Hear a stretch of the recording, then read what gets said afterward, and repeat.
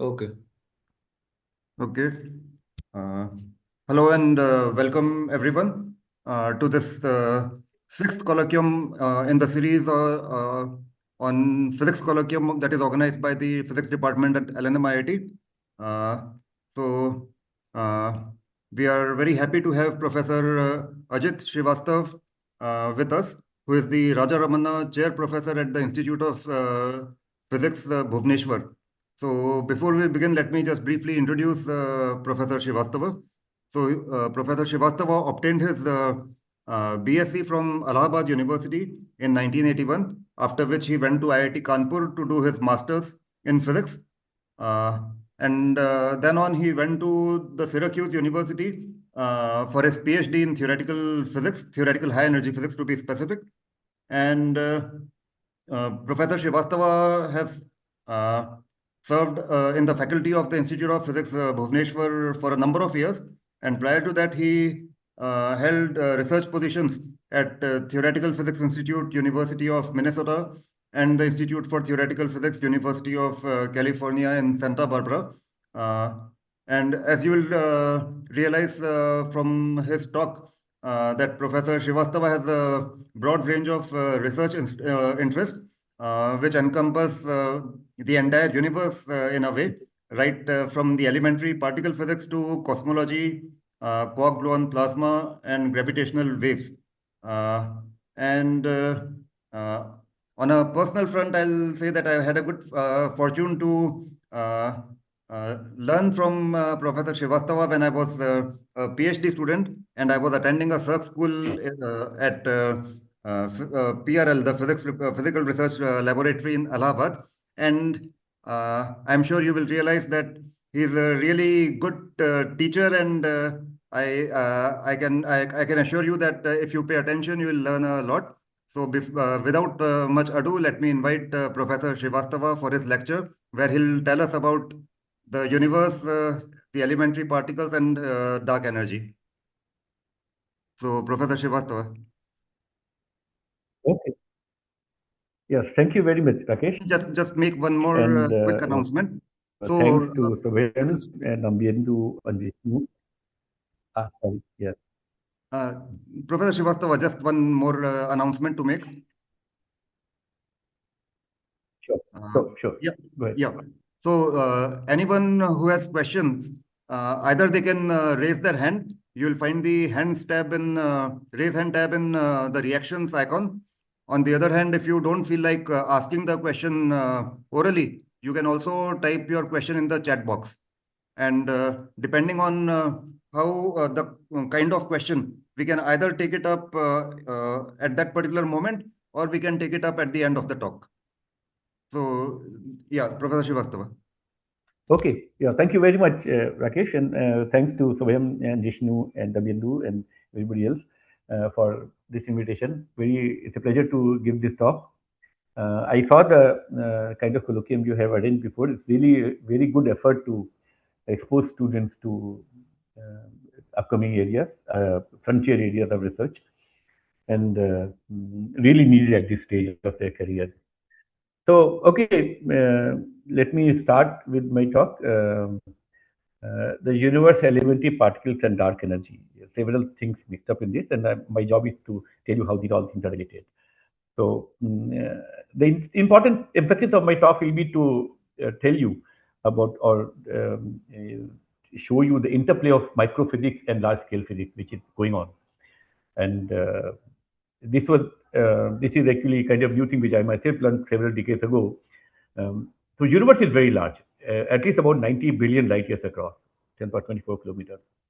And when people say that universe is that large, what is you refer to is this is the size of the observed universe. We do not know how large the actual whole universe is. It could be very well infinite in size. And surprising thing is that evolution of this very large universe filled with galaxies and all that cannot be understood until we understand the properties of elementary particles and their interactions. This is the very surprising part. And because the size of an elementary particle is less than 10 to the power 18 centimeters. And we are talking about universe 90 billion light years across. These are two extremes of sizes of system. Smallest size ever probe is 10 to the minus 18 centimeters. This is the limit put by accelerator experiments. Of course, the Elementary particles might have zero size or may have even a structure below this size. We don't know. These are elementary particles, are fundamental constituents of matter. And elementary particle physics deals with understanding properties of elementary particles and their interaction. And many of you may know or you will learn that to learn elementary particle physics, you need techniques of relativistic quantum field theory, which is the quantum physics of relativistic particles. At the other extreme is this largest length scale known, size of the observed universe, and the areas which are deal with is astrophysics and cosmology, structure and evolution of. You actually had a talk on large scale structure. I had a look at that. In fact, some of the parts which I talk about, you would have heard about it. No harm listening to things again. At least for me, it always works. I understand things a little better that way. So there will be some overlap. So this large scale structure of the universe consists of galaxies, clusters of galaxies, superclusters. And theoretical framework is Einstein's general theory of relativity, which is the modern theory of gravity. It's a classical gravity. There is no quantum gravity effect. So this is a large scale universe completely governed by classical gravity theory. On the other scale, this is a relativistic quantum field theory. The two are interconnected. In last several decades, this has come out as a very surprising fact. These two streams of regimes, lengths are intimately interconnected. And it's not just that. I mean, you need to know the quantum aspects of the interactions of elementary particles. And this is the area which is called astroparticle physics. So it's puzzling. Why does one need quantum physics to understand the universe filled with galaxies, clusters of galaxies, etc.? And the reason for this surprising interconnection lies in the hot Big Bang theory of the universe. And I will be explaining this thing to you. The universe was very hot and dense initially, filled with the plasma of elementary particles. It expanded and cooled. And this is where it lies this deep interconnection between the two areas. So let me first clarify to you that you may have heard, and I'll tell you that the present age of the universe is 13.8 billion years. And you know light year is the distance light travels in 1 year. So you would expect that the size of the universe, radius of the universe should be 13.8 billion light years. Light cannot travel more than that. So why do I take 90 billion light years? This puzzles students sometimes, so I thought I'll explain in the beginning. That statement would be correct if the universe was not expanding. So after its birth, so it was just born and static, not expanding. So the light was emitted 13.8 billion years ago. It will reach 13.8 billion light years away, and you will say that 13.8 billion is the size of the observed universe. But as I told you, universe is expanding. Hot and Big Bang universe is the theory. Hot and dense in the beginning is expanded, which I'll explain to you in detail. So the object would have moved further away from us during these 13.8 billion years of time when light has taken to reach us. So 13.8 billion years ago, from where light was emitted, that is the earliest you can have because the universe was born that much time ago. And light has taken 13.8 billion years to reach us. But during that time, that object has moved further away. And you have seen that object. When you see right now, you see that object. But it moved further away. So you are seeing that larger distance. So it actually distance is 3 times larger. So it's about 40 billion light years is the radius, which is so the total about 90 billion light years, the diameter. So what I will do actually is I will first try to impress upon you how large the universe is. I will fail in that attempt because it's awfully large. But nonetheless, it's worth an effort. And then we will see how that large universe actually has to be understood. So we know size of the Earth is 12,800 kilometers. Sun is 100 times bigger. These are large distances, but our galaxy Milky Way has about 100 billion stars. Many of them like Sun, some bigger, some smaller, little smaller. And there are billions of galaxies we see. So several hundred billion stars, several hundred of billions of galaxies we see. And distance to nearest star is 4 times 10 power 13 kilometers. Size of Milky Way is 10 power 18 kilometers. And I can keep giving you powers of 10 in kilometers, but it's not a very convenient unit. So you need better distance scale. And a unit of distance which we use in astrophysics, astronomy, and cosmology is light years. Light is the fastest moving thing we know. So you introduce distance traveled by light in 1 year, which is about 10 power 13 kilometers. Then it becomes very easy to tell that the distance to nearest star is 4 light years. Size of Milky Way is about 100,000 light years. But there's another good reason for using light years for distance. It's not just because it's a large distance unit. So how do we study stars and galaxies? We study them by light and radio waves, etc., which come from there. That's how you take picture or you take detect the radio waves from them, and so electromagnetic waves coming from there. So when you see a star which is 100 light years away, we see it right now as it was 100 years ago. You have no way of knowing how the star is there right now. It's just not possible. You only know how it was 100 years ago. So when you take a picture of a galaxy which is 6 billion light years away, you see it as a stage when Earth was not even born. Earth was born 5 billion light years ago, 5 billion years ago. So Earth was not even born. So you see further, and you see the universe at age of the universe is 13.8 billion years. So you keep seeing things how they were in earlier stages. I will shortly after this I will tell you that universe is roughly same everywhere. So kind of galaxies etc. you have here are the kind of galaxies which are very far away at this time anywhere. But if you see galaxy very far away, you by telescope you actually seeing that galaxy much earlier in time, several 5-10 billion years ago. So that you are seeing how universe was at that time. If you want to see how universe is at this time, you look at the galaxies nearby. You want to see how universe was long time ago, you look at the galaxies far away. So you got kind of a way of going back in time in that sense. So that's why we need to build very large telescopes.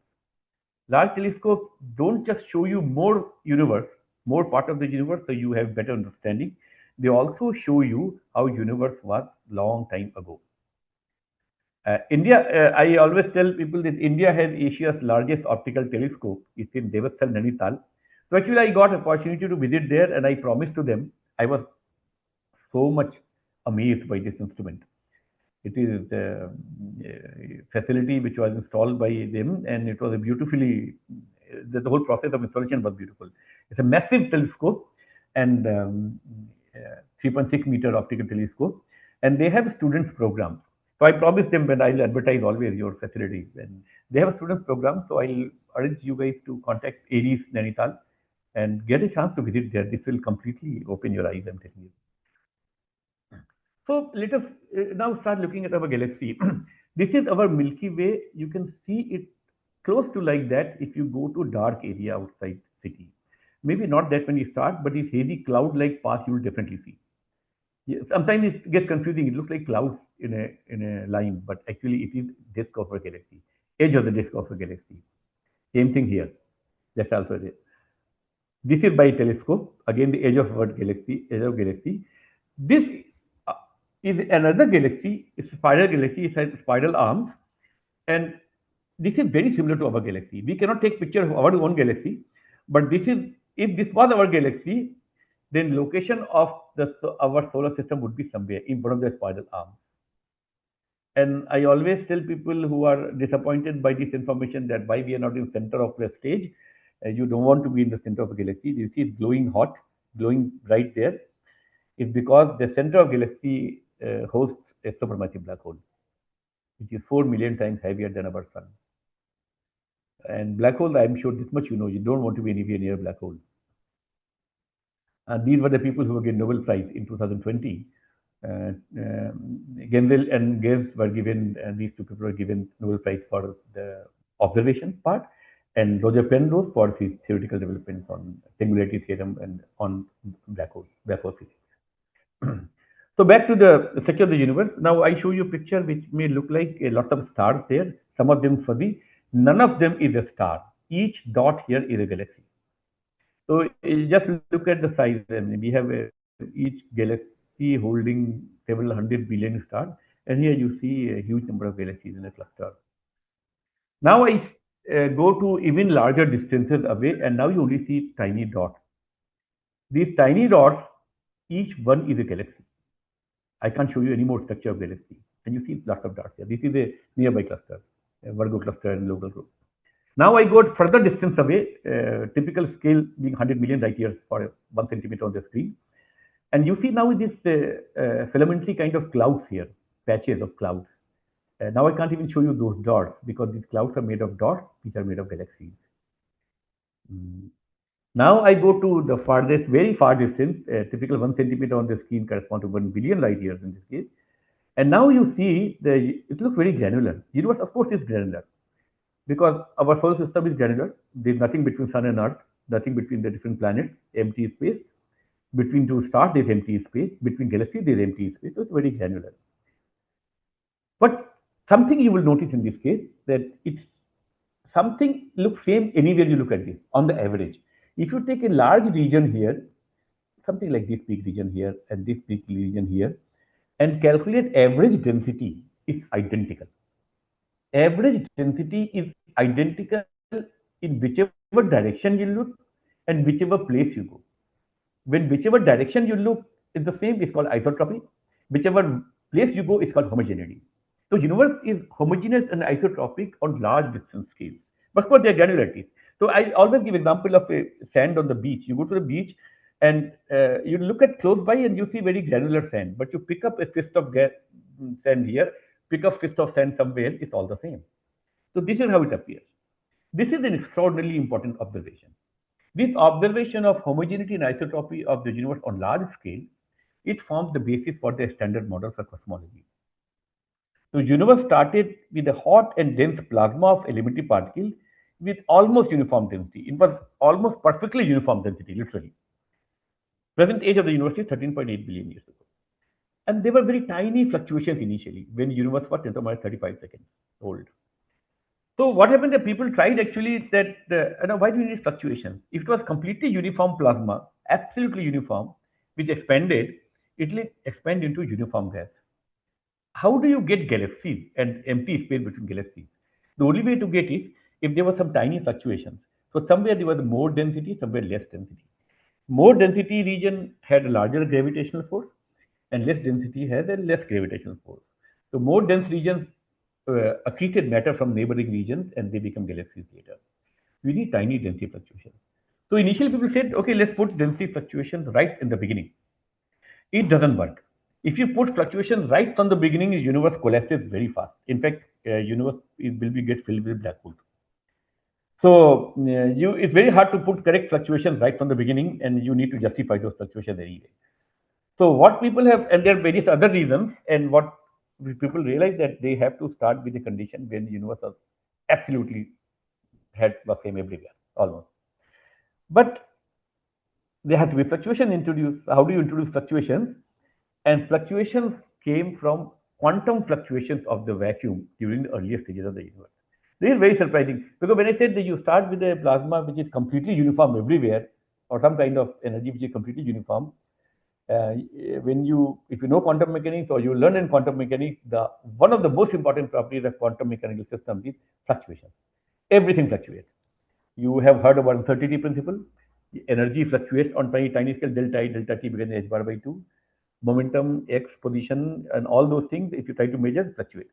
And energy and time, they also show uncertainty relation. And the quantum system always have fluctuation called vacuum fluctuation. So there are fluctuations unavoidable as much as uniform you want. And those quantum fluctuations are responsible for structure formation. This I'll explain to you in a little bit more detail later. Now, I will take this opportunity to tell you something which is not directly related to my talk, but I always use this opportunity. That understand the universe filled with galaxies, clusters of galaxies, these interact only with force of gravity. So you need theory of gravity. We want to know how universe expanded, is expanding, and how it behaves. And galaxies attract each other by force of gravity. So we need to know theory of gravity. We know Newton's, you must be knowing about Newton's theory of gravity. Two bodies attract each other by force, gm1 m2 by r square. This Newton's force, Newton's theory doesn't work. It doesn't work in very strong gravity, and it doesn't work when the particle object move with speed close to speed of light. You need corrections in that. And there are other reasons also, but at least these much reasons should suffice. So it had to change. And Einstein made those changes. He gave us a modern theory of gravity. It's called Einstein's theory of gravity, or it's called general theory of relativity for some reason. Let's not worry about that. This is not only Einstein gave how the Newton's laws should change. So I will actually tell you how g1 m2 by r square formula should change approximately. But he changed our entire picture of theory of gravity, force of gravity. Complete. It's a worldview changing theory. Einstein said there is no such thing as force of gravity.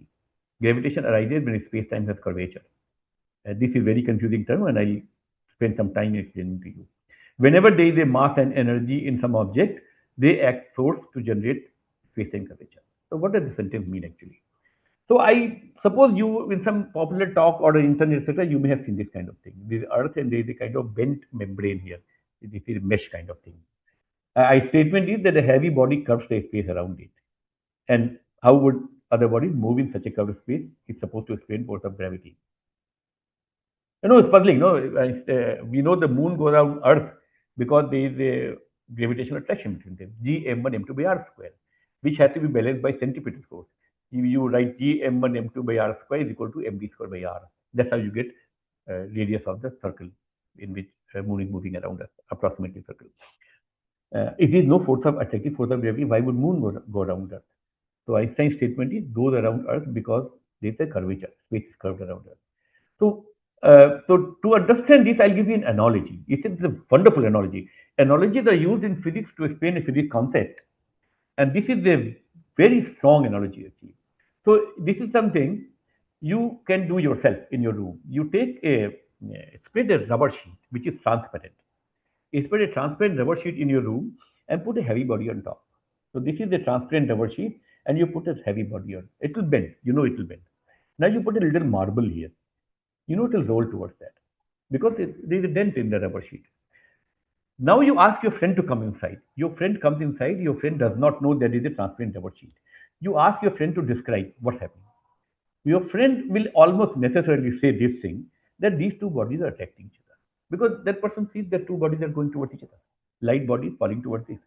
Will conclude. This is how gravity is supposed to attract the body. Now, so this is you do another thing. You take second ball and give it a tangential motion, and it will go in circle round and round and round.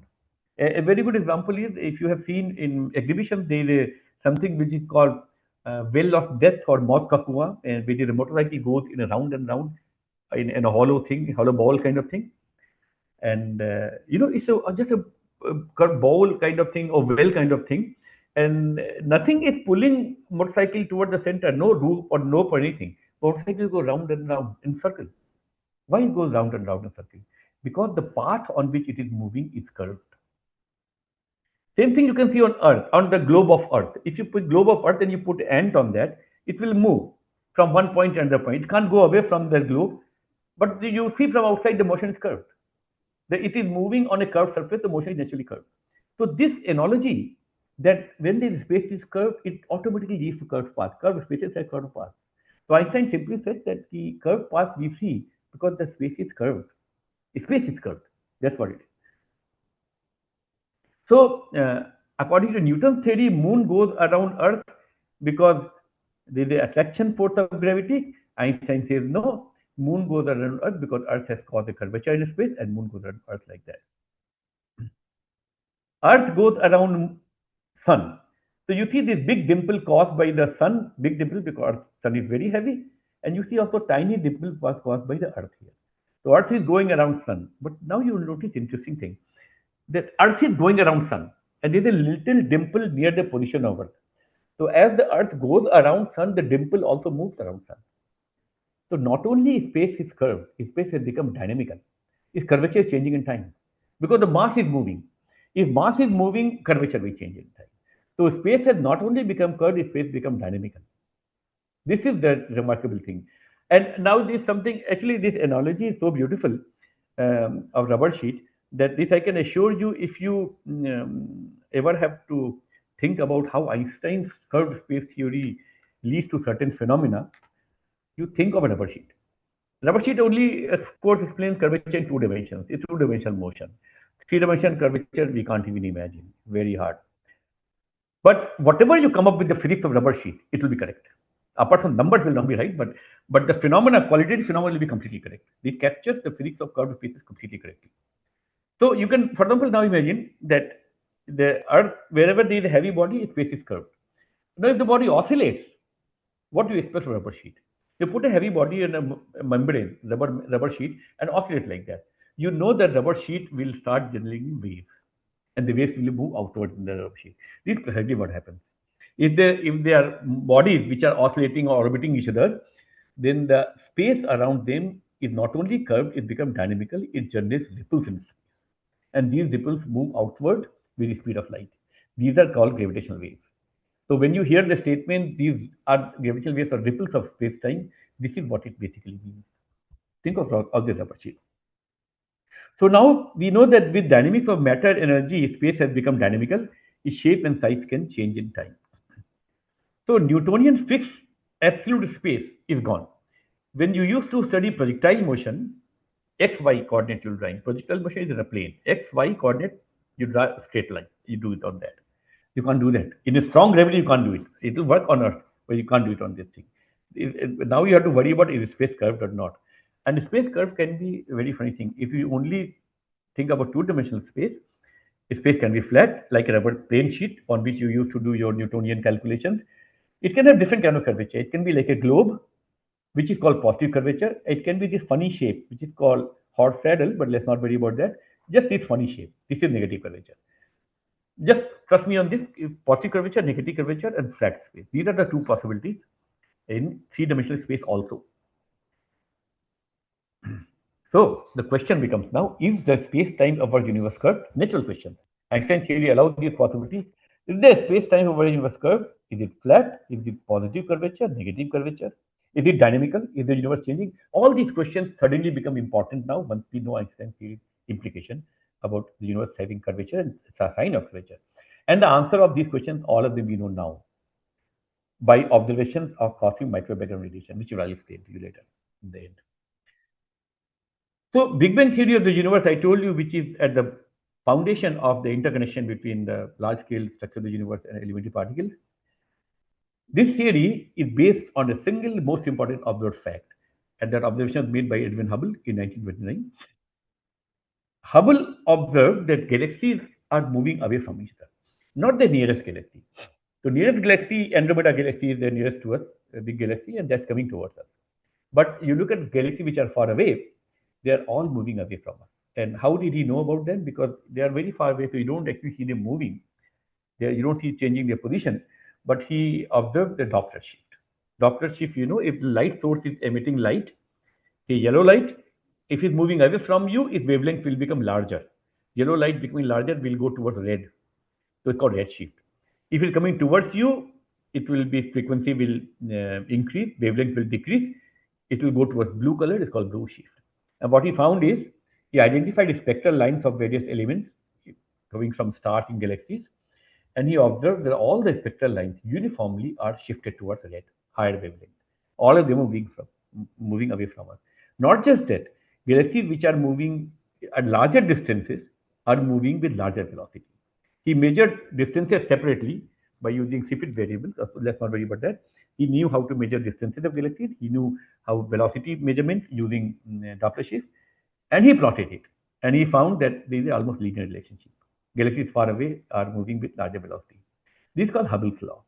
Velocity of a galaxy moving away from us is given by h times d. D is the distance from us. H is called the Hubble's constant. Its value is 70 km per second per megaparsec. Parsec is the distance unit, 3.3 light years. So megaparsec is 3.3 million light years. So if you put the d as a 3.3 million light years, 1 megaparsec, v will come out to be 70 km per second. So a galaxy which is 3.3 million light years away from us is moving away from us with a speed of 70 km per second. A galaxy which is twice far, 6.6 million light years away from us, is moving with twice the velocity, 140 km per second, and so on. Now, it sort of looks as if everything is moving away from us and we seem to be in the center of the universe. This is not a correct idea. Correct way to think of it is the following. So, as I told you, I cannot explain to you how universe looks in 3 dimensions. I'll tell you how universe looks in 2 dimensions. If you imagine universe to be 2 dimensions, and then entire physics can be explained. So, imagine a 2-dimensional part of the universe, plane. I look at the universe 3 dimension, but I'm looking only the plane part of the universe. So draw a rubber sheet. Of course, I should draw infinite rubber sheet. I can't. I'm showing you only small part. But universe 2 dimension doesn't have boundaries. And these black dots are denoting galaxies. You can do these things. Take a rubber sheet and glue balls in that. Stick them with some glue. Now what you do is you expand the rubber sheet uniformly in both directions, x and y. uniform stretching of the rubber sheet in both directions, x and y. So all distance has become double. At T1 this distance, at T2 this, all distances have become double. Now you look at that, you said that this galaxy, you see this galaxy moving with some velocity and the second next galaxy moving with twice the velocity. Third galaxy away from you moving with three times the velocity. And this will happen for every galaxy you see that. So no galaxy is special, but every galaxy sees the same phenomena. You see it on that, nearest galaxy moving some velocity, next nearest twice the velocity, etc. etc. So universe expands like rubber sheet. It's expanding. Universe is stretching in this case. If I told you space can be dynamical, it's stretching. Okay, let me stretch this part. Now, so V is equal to H naught times Z. So you would imagine if at every some distance the velocity keeps increasing, there clearly be distance when velocity becomes larger than speed of light. That's clear. And that's very puzzling. And special theory of relativity doesn't allow the velocity being larger than speed of light. And in Newtonian gravity, one would say galaxies which have velocity far away from us, very far away galaxies which are very far away from us, will have velocity bigger than speed of light, which is not possible. Newtonian gravity. But in Einstein's theory, it's possible. Funny, Einstein's general theory of relativity is theory of gravity, but it can allow phenomena which contradicts not contradicts our naive intuition of special relativity. What is happening is the space is stretching. That is why when the galaxies are moving away from us, correct picture is not that they have some velocity away, they have been thrown away with some velocity. You have to imagine space is stretching. When there is a dynamical space-time, there is no limit on velocity of space expansion. This is the correct statement. A special theory of relativity, when it says nothing can travel faster than the speed of light, it is with a fixed space. Space is not dynamical in that case. But if space itself is stretching, there is no limit to space stretching. In fact, we know now that there is a very strong experimental evidence that in the early stages of universe expanded exponentially, and things moved away from each other with speed many times larger than speed of light. It was exponential expansion. No problem with that because space itself was stretching. That is the important thing to understand. Some of the things I'm speaking too fast, and but you can always go to internet and check. Some of these things are very non-trivial statements. Now, the observation of the expansion of the universe combined with Einstein's theory of gravity leads to a remarkable conclusion that universe was extremely small in the beginning. So we know now. I mean, actually, the fact that universe is expanding right now was a very hard experiment for Edwin Hubble to do. These days, it's a trivial experiment. You just take a 6-inch or 8-inch telescope, go to a dark area, attach a spectrometer to that, and you can see some galaxies far away, and you can measure their redshift directly, and you will see redshift. You will see the spectral lines are shifted toward it. You can do as a BSc MSc student this way.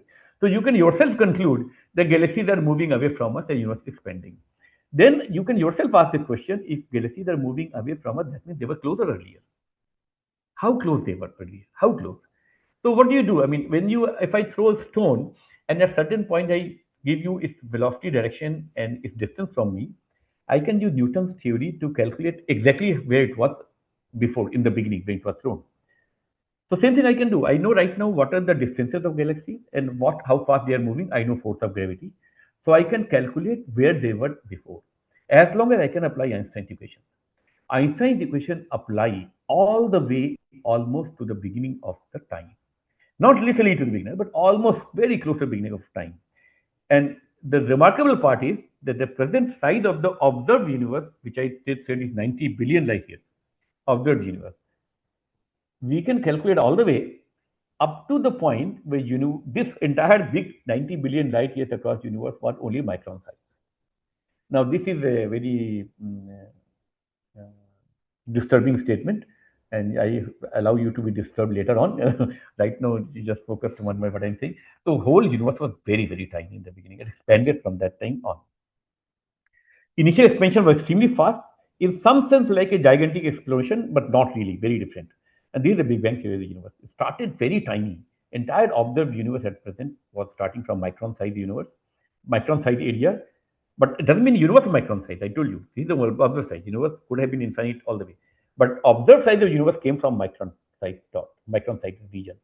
And that has been expanding since then and cooling.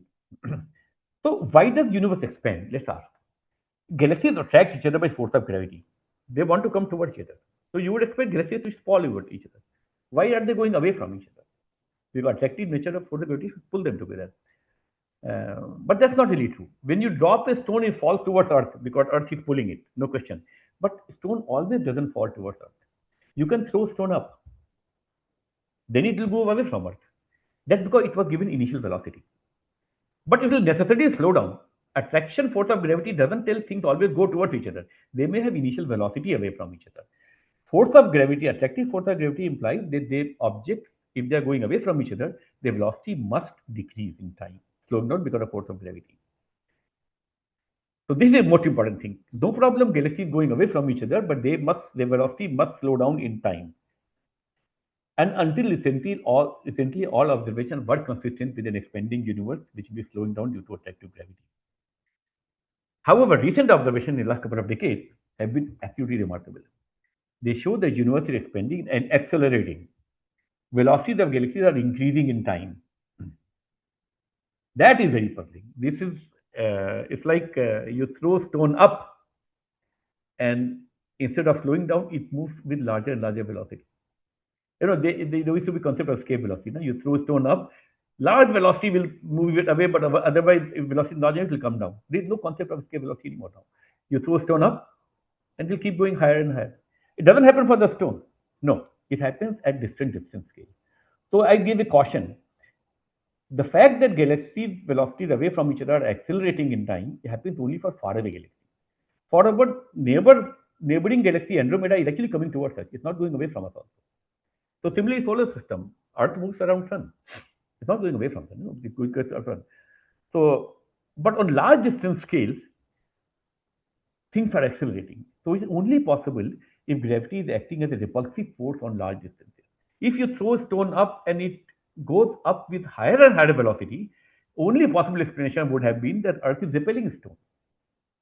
That would have been. It doesn't happen for Earth and stone, but it's happening on large distance galaxies. This phenomenon is simply impossible in Newton's theory of gravity. The objects simply cannot repel each other. The force is minus g m1 m2 by r square, always attractive. But Einstein's theory is very rich. It allows for new exotic possibilities. There's a new term one can write in Einstein's equation. It's called cosmological constant. It has a very interesting history.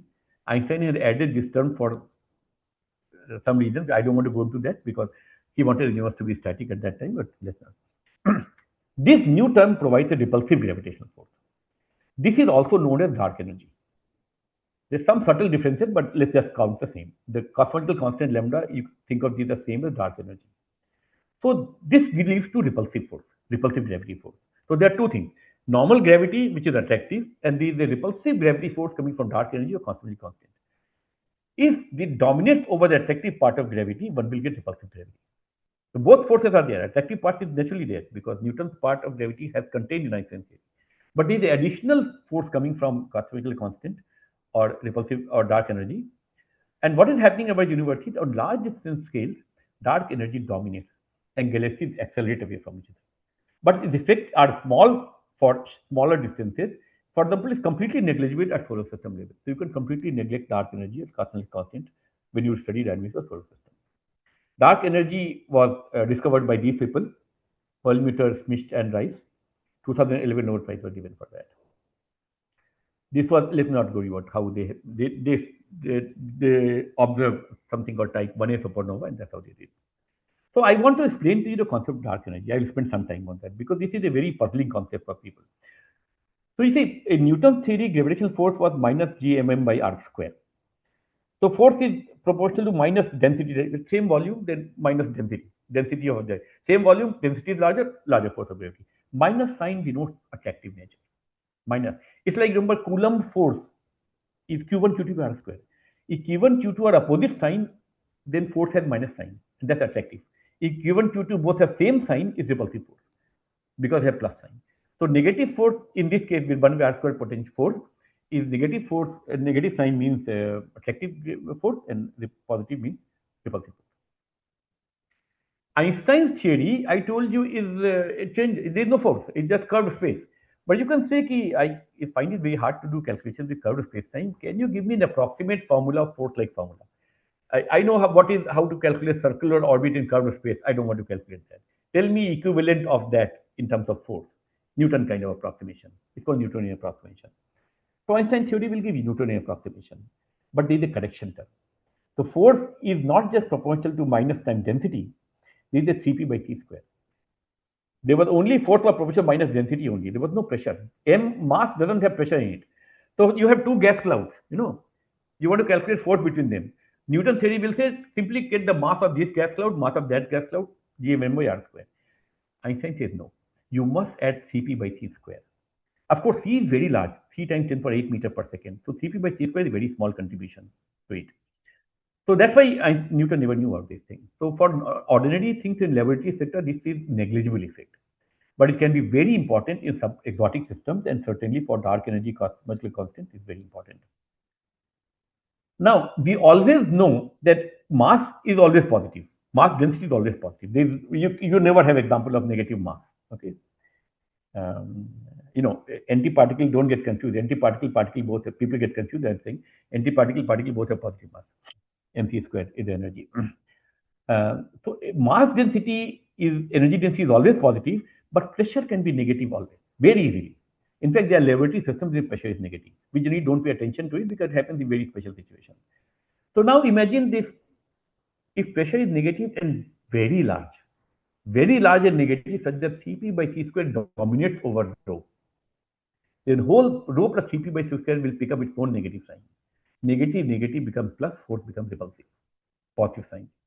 So any mass energy, any energy density which has a negative pressure and large negative pressure can dominate over the attractive force coming from density and lead to a repulsive gravity. This is what happens for the dark energy. Dark energy gives such a negative pressure and then leads to repulsive gravity. So I'm giving several examples. Some of you may have seen this in your course on thermodynamics, van der Waals equation, isotherm. Van der Waals equation, you start with the ideal gas equation, PV equal to nRT. But this equation only describes ideal gas. This never describes liquid gas phase transition, for example. Liquid gas transition, you need to have van der Waals equation. Van der Waals equation, how you get? PV equal to nRT, you modify pressure, you modify volume. Volume you modify because the molecules have certain size. Pressure you modify because molecules attract each other. So interaction between molecules changes the pressure part, size changes the volume part. And you do it and the equation changes completely. And PV equal to nRT, and this equation becomes van der Waals equation. These are the curves. In this curve, this is the absolute axis for pressure starting from 0. And I show some van der Waals curve which can actually go to actual negative value, absolute negative value. The ideal gas part is positive, but there is negative value. This can be achieved in superheated liquids. Stretched liquid is called, and this can be achieved in laboratory. Only thing is that this pressure is very tiny. So rho plus Cp by c square contribution is negative but very tiny. So the whole thing remains positive, and you don't never can have chance of noticing negative repulsive gravity in this case. So how do we understand negative pressure? So I still want to push on this and explain to you how do you understand negative pressure. Give you actual example of it, dark energy, because this is, I think, important to understand. So let's start with positive. Positive pressure we all know. You take a cylinder, you put a piston in that. What does gas do in this? And outside pressure is 0, means vacuum outside. Inside pressure positive. What will happen? The gas will push the cylinder outside. Piston will go out, and you can get work done by that. Because pressure, gas is pushing it outside, you can get work done. Work done in changing volume dV is PdV. This work is done by the gas inside, and when gas does work, its energy decreases. So positive pressure, system expands, and when system expands, energy of the inside system decreases. That's why gases cool. Expansion of gases cools the gases. What do you expect now when pressure is negative?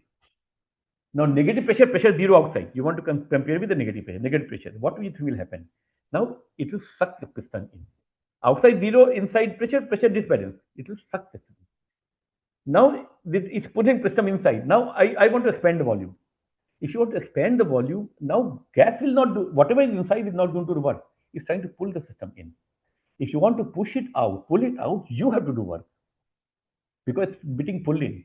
If you have to do work, that work will go in the energy of the system. So system's energy will increase. So negative pressure is a system in which when the system is expanded, volume is expanded, the system gains energy instead of losing energy. That's a negative pressure what means. System's energy increases. So you remember for a, a negative pressure system, when you expand the volume, its energy increases. For positive pressure, the energy decreases. That's the lesson. So with this, I will give you a very simple model of dark energy, which is actually a correct model. Hypothetically, you imagine outside zero pressure, and I give you a cylinder again, and I tell you, imagine something which fills it up with the constant energy density, not a gas. Gas, when you expand, its energy density decreases, internal energy decreases. But I'm telling you, just imagine, I don't know what kind of energy it is, but imagine that its energy density is constant. So what is it? Energy of a box with volume V is rho 0 times V. Rho 0 is constant, rho is rho 0. You expand by volume delta V. Energy density is constant. The energy of box becomes rho 0 times V plus delta V. It has increased. So you expanded volume, its energy has increased because energy density was constant. And that I just told you an example of negative pressure. If you expand the volume and the net energy increases, it's an example of negative pressure. That means constant energy density amounts to having negative pressure. This is actually correct statement. So constant energy density filling the universe is an example of dark energy. It will have negative pressure, and it can, if its value is sufficient, can dominate completely over the attractive force of gravity and lead to repulsive gravity. So how do you get constant energy density in the whole space? It certainly cannot be energy in the form of any gas or particles, because if gas or particles, you expand it, it gets diluted. Gas dilutes, number of particles decreases, energy decreases. So let me give you an example. What do you expect when there are no particles? Nothing. It's a vacuum. No, vacuum has zero energy. So by vacuum, but that's what we mean by vacuum. There's nothing. It should have zero energy density because nothing. But it's not so obvious. The quantum physics is very funny. It does bizarre things. You are aware of uncertainty principle. Delta P, delta X bigger than h bar by 2. Also, there is the energy time uncertainty relation in quantum mechanics. Delta E, delta T bigger than h bar by 2. So when you say energy is constant of a system, it's only accurate up to this. Energy can fluctuate and will fluctuate by amount delta E always when the fluctuation dies within time delta T. Energy is not constant. And you said vacuum energy is zero. No, it can't be zero because this energy will fluctuate by amount delta T, fluctuations die. So suppose I tell you that out of the blue, from nowhere, a particle-antiparticle pair is produced. I told you particle antiparticle both have same mass. Each have mass m, energy is mc squared. So particle antiparticle pair has energy m2 mc squared. So you suddenly out of the vacuum you create a particle antiparticle pair. Zero energy and you produce 2 mc squared. That's wrong, no? But no problem. You annihilate it very quickly within this time delta t allowed by the uncertainty relation. So particle antiparticle pairs suddenly popping up and re-annihilating, satisfying uncertainty relation is allowed. Not just is allowed, it does keep happening. It keeps happening all the time. There's experimental evidence for this, these kind of fluctuations. It's called Casimir energy and the vacuum fluctuations are of different kind, but similar, basically similar in nature. It's basically similar. Essence. So vacuum keeps producing particle-antiparticle pairs. They keep popping up everywhere around you, around everywhere. They keep happening and keep annihilating everywhere. This is a picture I'm giving you for E plus E minus, simple electron-positron pair, but this holds for every particle. Protons, say electron, neutrino, photons, everything is happening. Particle antiparticle pair produced and they annihilate. Typical separation between such pairs is related to the strength of interaction. So one pair pops up here, another pops up close to it, another things like that is happening. So it is immune to expansion of the space. If you expand, so the two particles are popping up close to you, expand the space, a new pair will pop up in between. Roughly similar density of particle antiparticle similarly popping up. Now imagine initially vacuum had zero energy, you pop up with particle and particle pair 2 mc squared, then it goes to zero, then 2 mc squared 0. So average energy is clearly not zero in this case. It's constantly fluctuating from 0 to some 2 mc squared, then 0, then 2 mc squared. Average energy is not 0. So that, and it's constant in the energy density because density of this particle is constant popping up. So you got your example of a vacuum energy density in this case, which should be dark energy. Great, no? So that should, so this is great. So vacuum is not empty and this is perfect for our dark energy. So calculate it. So people calculated it. Problem. All estimates from particle physics theory lead to extremely large value of cosmological constant or dark energy. And it's not just very large, it's 10 power 120 times larger than the observed value. 10 power 120 times larger. This is the most important unsolved problem in cosmology. Why lambda is so small than naive estimate. So what people actually believe is this 10 power 120 is wrong simply. This is not how you calculate it. But what I'm giving you is an example of vacuum fluctuations can give you such energy.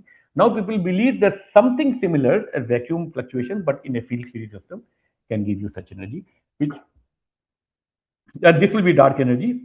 I have some other example, but I'll not go because I will not have much time to talk about other things. Now, I must tell you the dark energy is different from dark matter. Dark energy is, so they're not related by E equal to mc squared relation, not at all. Dark energy is an exotic form of energy which leads to repulsive gravity. I told you, very complicated form, constant energy density. Dark matter is any matter in the universe which doesn't emit its own light. It's simple as that. So I'll just tell you how it was found. This is a picture, and these dots actually denote stars. So people wanted to measure the masses of galaxies, and how do you measure mass of a galaxy, distant galaxy? So we look at our own galaxy. Suppose I want to calculate what is the mass of a solar system. Jupiter is the heaviest planet. Sun is 1,000 times heavier than Jupiter, and Sun is million times heavier than Earth. So if you neglect mass of all the planets, you're probably doing mistake of 0.2, 0.3% in the mass of total solar system. Solar system mass is almost entirely contained in the sun itself. Planets contribute negligible mass. So people thought the solar system typically forms from the original gas cloud which contracted from sun. So always the planets constitute very little mass. So they said, okay, let's just calculate mass of all the stars which they knew how to estimate mass of different stars given their spectral type, what kind of light they are emitting. From our galaxy they knew, so they extrapolated to the galaxy. So they calculated mass of all the galaxies there. Now, if you calculate mass of all galaxies, you know how much gravitational force it exerts. These galaxies have some clouds which are going in outer regions of galaxies, and they emit radio waves. So and they're orbiting around the galaxy. So you can calculate Keplernian orbit. You know their velocity, you know their distance from center. mv square by r is gm1 m to b r square, approximately equals fine in within galaxies. That will give you certain formula, but that would have given you this dotted curve, dashed curve. Mass is all contained where the most of the stars are, but outside clouds, g m1 m2 by r square. Actually, I can show you. If the velocity actually goes 1 by root r. G mm by r square, mv square by r, 1 by r remains. Velocity goes 1 by root r. Don't worry about this formula.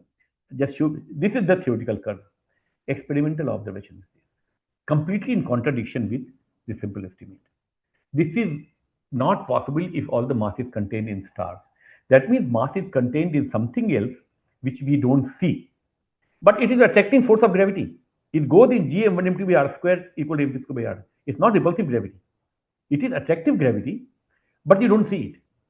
So for example, if you simply fill the whole galaxy with a huge number of planets, so the amount of matter you need, this is called dark matter. Dark matter simply because you don't see it, it doesn't emit light. Stars emit their own light, dark matter doesn't emit light, but it causes normal gravity. This is 5 times more than the normal matter which it emits gravity. So the dark matter, which is not emitting light, but is contributing to force of gravity, attractive force of gravity, this constitutes mass which is 5 times mass of the star. So in solar system, for example, you will imagine that the mass, 5 times mass is heavier contained. It's not in the solar system, it's not contained, but I'm telling you, than the sun. It's like that in the whole thing. So this is for the whole galaxy, this holds. This is called dark matter. So in principle, it is allowed that you fill the galaxy with the masses of simply planets, which have contained mass 5 times more than mass of sun. And this all be dark matter. Unfortunately, the solution doesn't work because such kind of thing would have been noticed by what's called microlensing. Yeah. So this is a solution ruled out. At present, what we believe most plausible solution, which is not the only solution, is that this is by some kind of new particles. We don't interact with light, but they are massive particles, and they are filling up our galaxy with 5 times more matter than visible matter. This is dark matter. So present form of matter energy at present is 5% is ordinary matter, which we see. Protons, electrons, neutrons. This is what from which stars, planets, we all are made up of. It's only 5%. 72% dark energy, which causes repulsive gravity. We have no idea what it is. 20% dark matter, we have no idea what it is either. It could be tiny black holes or very tiny planets, not planets, planets kind of objects. It's called nuggets, the kind of thing. Or it can be composed of new particles yet to be discovered. So these are actually frontier areas of research in elementary particle physics. What is possible dark energy? It is supposed to be giving repulsive gravity. And what is dark matter? What kind of are there exotic particles? Huge amount of work is being done to find out these particles. People have proposed a new kind of particle, and search is on even from collider experiments for those kind of particles. So Big Bang theory is the following, that the universe was, I told you, universe was very small in the beginning, very hot and dense. How do you conclude that? I told you galaxies are far away from us, but they were closer to each other. So let's just push this statement further. So this is galaxies right now. Okay. As I told you, you yourself can make observation and conclude these galaxies are going away from each other. So you calculate by force of gravity, where were they earlier? They were closer to each other. Further, they were all again almost top of each other. Putting galaxies on top of it is not a big deal because stars have a lot of empty space in between. But I told you entire observed universe, which is 90 billion light years across, was only 1 micron size. So actually you have to put all these galaxies at least to the size of a star. How do you put hundreds of billions of galaxies with each galaxy containing 100 billion stars on top of each other in a region smaller than the size of a star? And that is that it's very simple because it's because the galaxies were not like that in the beginning anyway. Our solar system 10 billion years ago was not sun and planets. It was a huge gas cloud. It was a huge gas cloud which was compressing by its own force of gravity. Each part was attracting each other. It compressed and in center it became densest, hottest and densest. And it was so dense and hot that nuclear reaction started. If you take a matter, compress it to very high temperature and very dense, so for example, hydrogen gas or helium gas, you put together, the protons don't want to overlap with each other, but you force them sufficiently with high temperature, strike them each other with high density, and they fuse and they form deuterium and tritium and helium. So fusion reaction starts. Fusion reaction started, and this is how star was born. In the center, sun was born. And the outer region, which were not that high density, they couldn't start such reaction. They compressed, they collected together, they formed planets. So solar system in the beginning was a simply gas cloud. Galaxy itself was a huge gas cloud, which broke up into small pieces of solar system like patches of gases. So between two galaxies, a lot of empty space, this was gas cloud. Now you see there's no problem. You can put galaxy, planet, anything, galaxy, all those things on top of each other. It is just gas, lumpy gas. Somewhere higher density, somewhere very small density. Just the gas, and you keep compressing this lumpy gas. So gas, when you compress, becomes hot. So what you do is, and I'll just keep going very fast on this because this is not containing. So you keep compressing it earlier time you go, and it becomes hot and dense gas with higher and higher temperature. When universe and Einstein's theory will let you calculate this whole thing all the way up to the time that when it was micron second, whole micron size old, micron size old, large. And if you keep pushing Einstein, the reason you don't go above that is Einstein's actually equation become invalid. When universe was micron size large, observed universe, the density and temperature are so large that Einstein's equation need to be modified. Einstein's equations are equation for classical gravity. They don't have a quantum effect in gravity theory. You will be surprised because quantum effects are all in the place, like Schrodinger equation, Dirac equation, electron. But quantum theory of gravity we still don't have. There are candidates for that. String theory is one candidate. Loop quantum gravity is another post-set approach, and lots of approaches are there. So, but we don't have any viable theory of gravity, quantum gravity right now. So, before micron size universe, Einstein equations are not valid. But if you push it, then what you conclude is that the universe actually started from zero size, a singularity. That's what we call Big Bang. So, from that on time, it has been expanding on. So, if you go back in time, when age of the universe from that Big Bang time was micron, was the 10th of microsecond, was microsecond, its temperature was higher than 10 power 12 Kelvin. 10 power 12 Kelvin. In between what happened is you had a gas, hydrogen gas.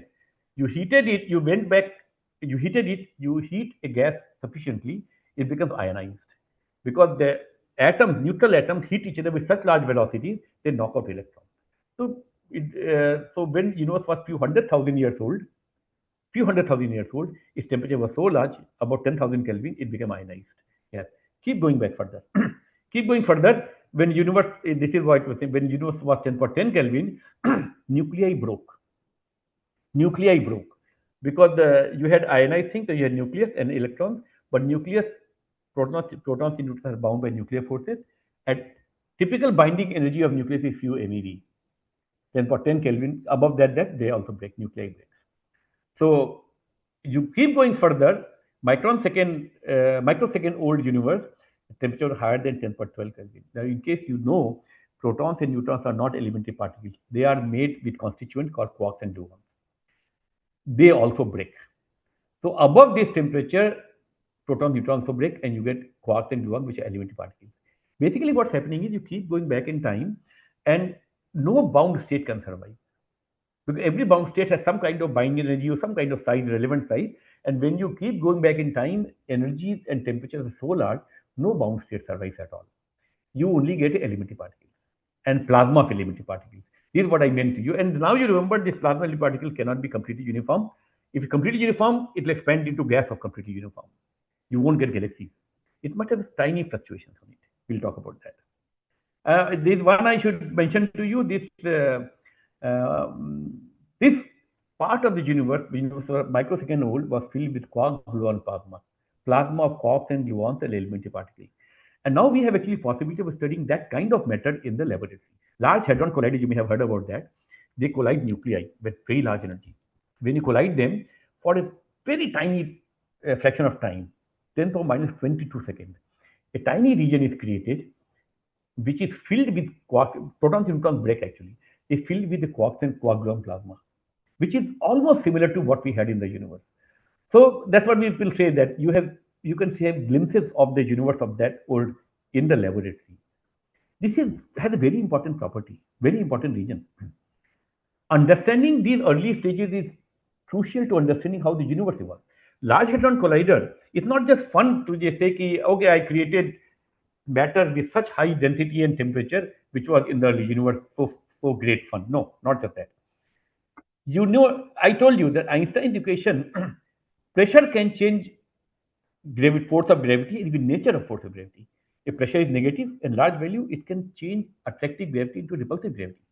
How universe has been expanding from the birth, you need to know how force of gravity has been getting changed. And force of gravity depends on pressure now. Pressure depends on not just content of the matter, it's also how they interact with each other. I told you, van der Waals equation. It doesn't depend on just molecules. Molecules, how they interact, it changes the pressure. So to understand pressure, you need to know. So when we study this matter, quark gluon plasma in the laboratory, we also want to know what kind of pressure this system has. And I tell you, earlier, there was a theoretical possibility this pressure could be negative. There was this possibility. But now we also know theoretically from what's called lattice calculation, and also know experimentally this is not correct. Pressure is actually positive, no negative. But you needed this knowledge. If it turned out to be negative, it will modify our theory of evolution of the universe. But from this laboratory experiment, you will know this thing. So particle interaction must be understood to understand the evolution of the universe. This is the micro-macro connection I was telling you. So particle physics theories play very crucial in the universe. Modern theories of elementary particles tell you that the unification of forces, let's not worry about that. Main thing, just imagine it was very hot universe and it cooled. Now, any laboratory system, any condensed matter system, water, anything you take, when you take very hot system, you cool it undergoes phase transition. This you would know. You take a steam and you cool it, it becomes water. You cool water further, it becomes ice. Any system you take, there is no system basically, because every system has some interaction. You cool it from very high temperature and undergoes phase transition. So people ask this question: this is universe filled with elementary particles. It has been cooling, but there phase transition. Indeed, there were phase transition, and these phase transition have changed the whole theory of universe. And particle physics theories are needed to understand what phase transition have happened. These phase transitions have led to remarkable discoveries, and I will not give you that. And they also explain to you why there is more matter than antimatter and things like that. But one of the most important things they have done is they have told you that very early in time, there is a possibility that universe was filled with dark energy of very large value. Right now, we know dark energy is needed with very small value because galaxies are accelerating, but only far away galaxies. Nearby galaxies are not accelerating away from each other.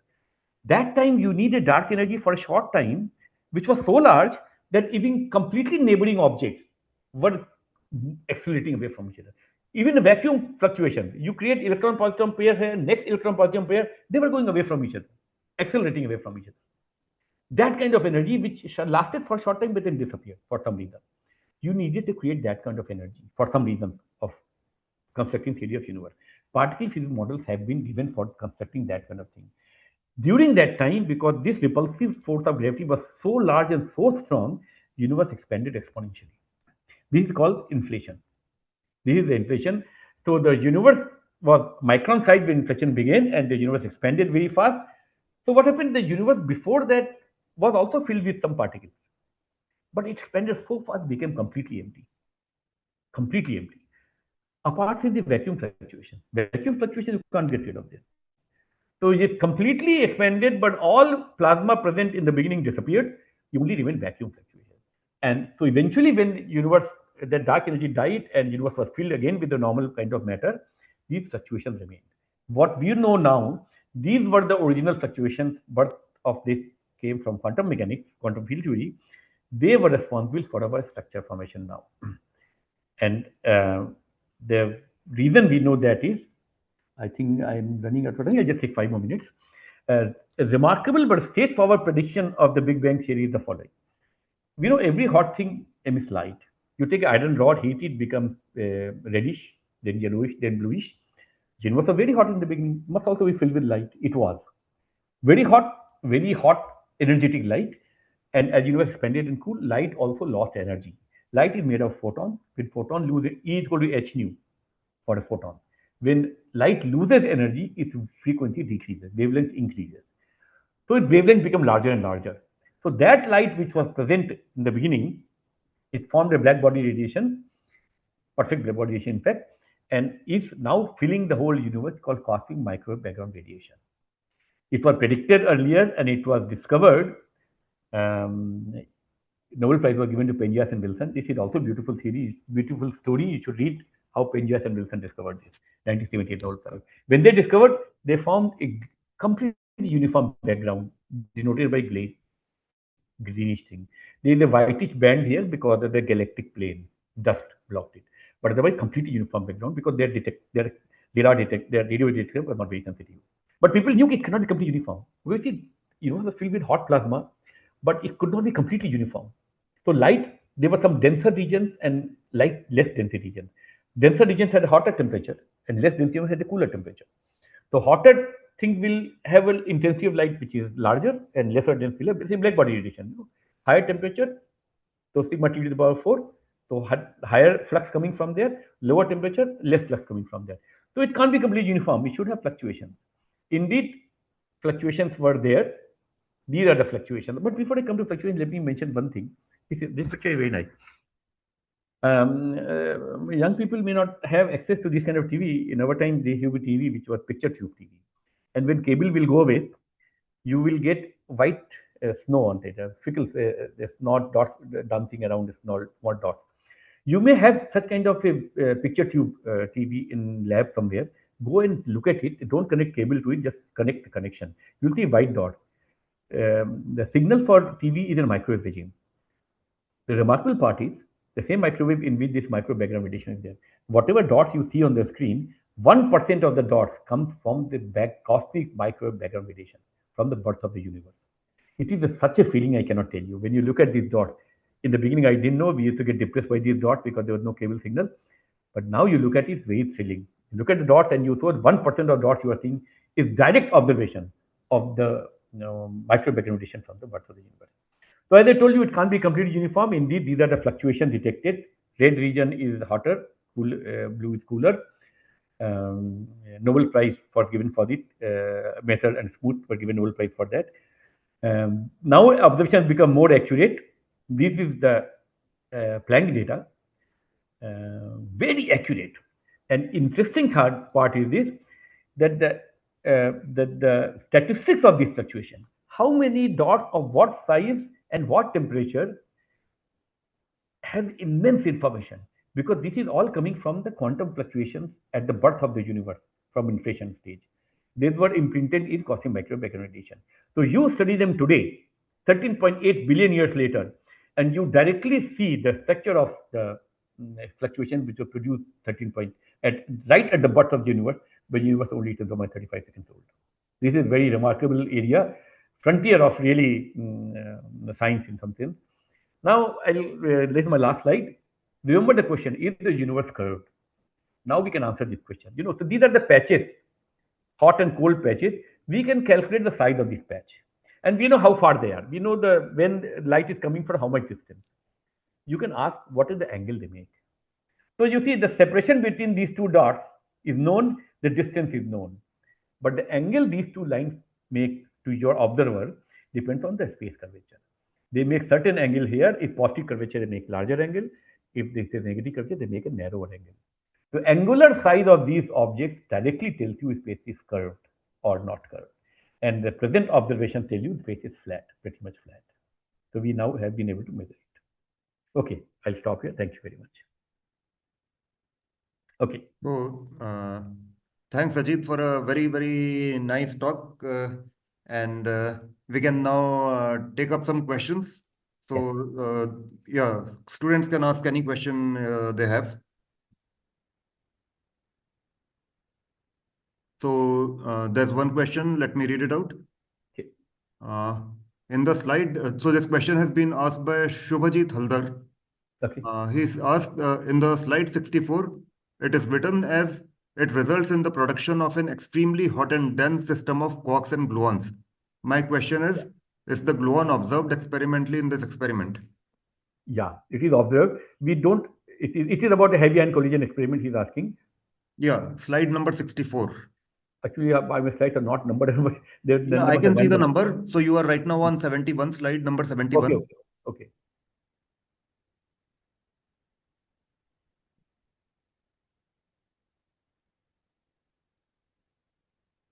Before that, is it? Yeah, this is 64, it seems. After this, yeah. No, after this. So we are now on 61. No, we are going back. We need to go. Yeah. Okay. No, it's further away. If he's asking about the heavy ion collision, let me. I know where it is.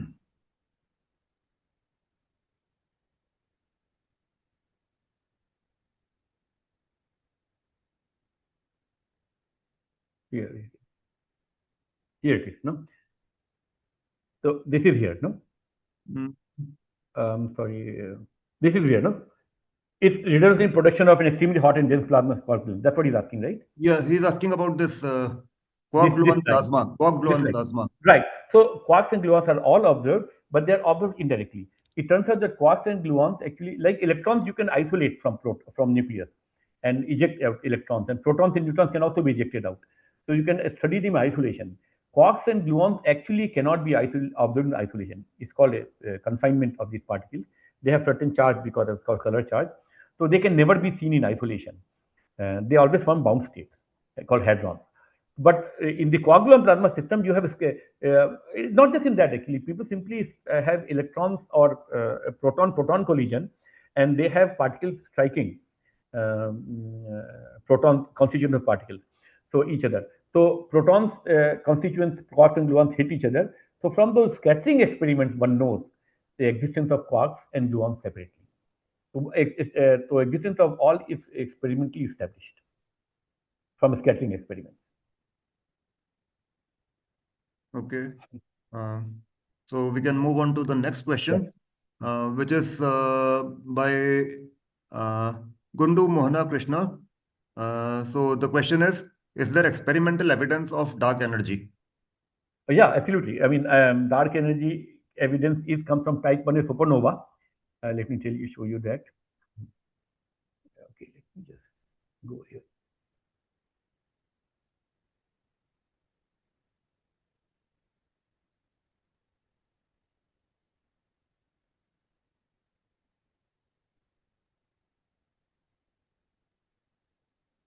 This is the slide. You can see the slide, right? Yeah. Okay, so this is actually from type 1a supernova actually. So type 1a supernova are a very special kind of nova, which happen. Supernova is when a star, when it's collapsing after it exhausts nuclear fuel, then it undergoes gravitational collapse and its outer surface bounces back. What happens is the white dwarfs, they start accreting matter. And when white dwarfs can have mass no bigger than 1.4 times solar mass, it's called Chandrasekhar limit. When their mass exceeds that value, they undergo collapse and it explodes into supernova explosion. So in this case, particularly, you know exactly when its mass has exceeded, its mass exceeded 1.4 solar mass. Normally for supernova, you don't know what's the mass of the original star.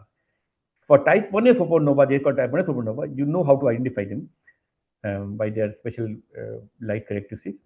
So you know exactly what was their total initial mass. You know their exact value of light coming from them in the beginning. It's called absolute luminosity. So you know how much light you are getting, how much light was emitted. You know their distance exactly. So these are called very good candles, very good distance markers. With those observations, people found that the distance at they should have been, they're actually much further away. The redshift which you observe, they're actually much further away than what they're estimated to be. So that's only possible if universe has been accelerating. So it is a direct observation of dark energy. This is why the Nobel Prize is given for that. Yeah. Okay. So next question is from Nitesh Sharma, and his question is related to the pressure analogy that you gave. Yes. So he asked that is it possible that in vacuum, when objects gravitationally attract each other, then near the object one creates higher energy density, for example, around the galaxy, and between the galaxies one ends up with lower density of vacuum energy. So there is some baseline, he says. So let us say that there is some zero of energy, and when the objects are attracting each other, so near the galaxy, you kind of end up increasing the pressure, and in between the galaxies, you end up decreasing the pressure. Okay. I don't think I got question completely correctly, Yeah. fully, but let me answer it in some manner. See, this vacuum fluctuation happened at the micro scale of distances of 10 to minus 12 centimeters to minus 13 centimeters, that kind of distance scale. So galactic scales are not going to play any role in that. So it's not going to make any difference if you're close to galaxy or outside galaxy. It will make a difference if you're close to black hole. You need that kind of gradient in gravitational force where it can make a difference. And such kind of vacuum fluctuations, when they happen near a black hole, they do lead to a fantastic phenomenon which is called Hawking radiation. But in other regions where the gravity is slowly varying, it makes no difference for positive, negative, these kind of vacuum fluctuations. Okay. Uh, the next question is by Sanvi K. And the question is that uh, uh, I have not been able to understand the constant energy density concept used in dark energy. Okay, yeah, I did it. Okay, good. Okay, so let me just. I'll give you two examples. One thing is this part is clear that I hope he or she knows that dark energy does explain a constant energy density becomes a dark energy. That is not puzzling, right? Yeah, he wants to Uh, know yeah, I what think examples of dark energy, right? Constant uh, energy density, right? I don't know for sure because the question is What's the uh, question? Read the question again. yeah, I have not been able to understand the constant energy density concept used in dark energy. So I think the question is that even if the universe is expanding, why is the energy density not changing? Okay.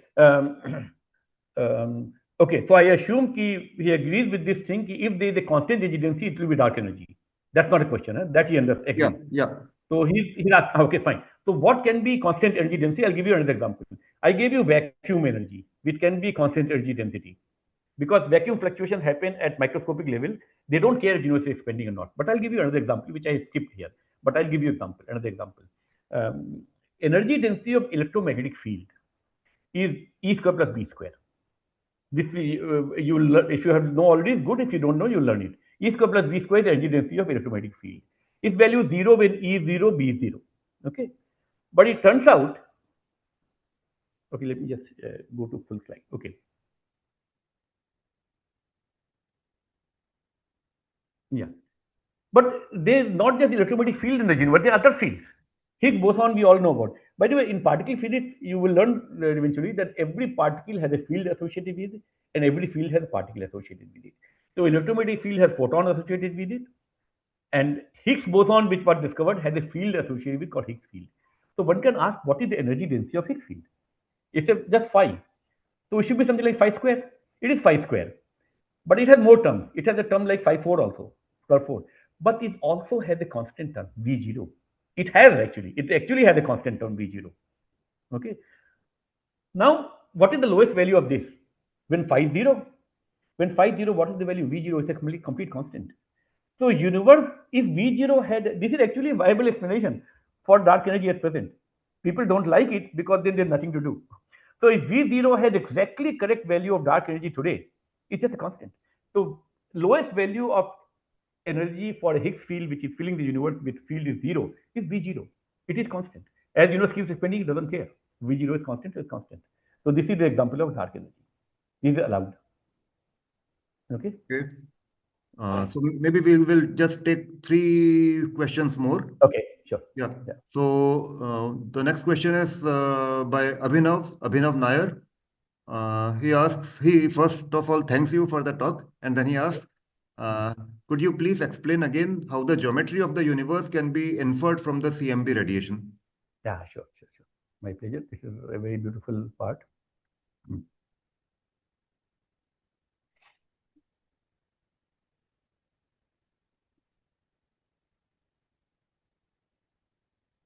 So this is what it is.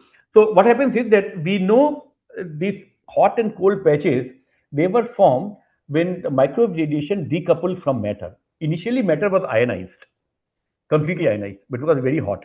But it's cool, universe was coolly expanding and cooling, so it became less and less energetic. So eventually, nuclei captured electrons and gas became neutral. You form neutral hydrogen. Okay. After neutral hydrogen formed, the before that they were filled with charged particles. Charged particles, the photons interact very strongly. So it's like light trying to go and photons can't even travel. They get absorbed immediately, re-emitted immediately. So it's like a fog through which photon is traveling. The universe is opaque to photons.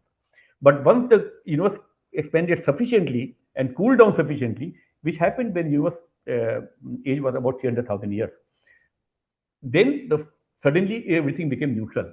When it became neutral, suddenly photons found the universe is transparent. They have been traveling since then, and that's what we see today. So when we see them today, we see them when universe was 300,000 years old. So we know the hot patches size when the universe was 300,000 years old, and we know the age of universe 13.8 billion years size. So we know the distance in terms of time, how much time distance it is. So we know distance to those objects.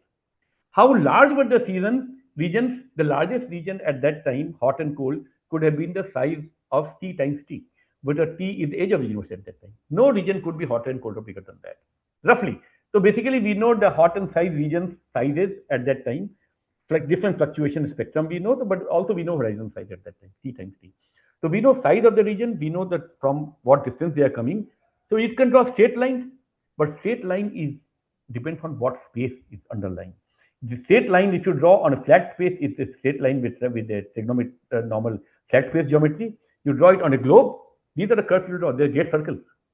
They make a different angle of the observer. If there's a negative space, you can see the lines are curving like that. They make a narrow angle.